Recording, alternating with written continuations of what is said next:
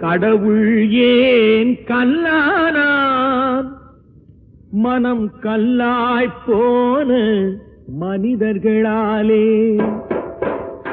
கடவுள் ஏன் கல்லானான்? மனம் கல்லாய்ப் போன மனிதர்களாலே. கடவுள் ஏன் கல்லானான்? மனம் கல்லாய்ப் போன மனிதர்களாலே.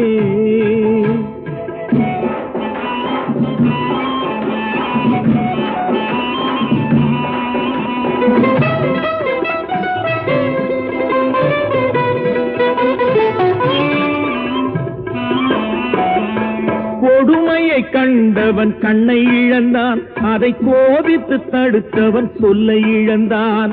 கொடுமையை கண்டவன் கண்ணை இழந்தான், அதை கோபித்து தடுத்தவன் சொல்லை இழந்தான். இரக்கத்தை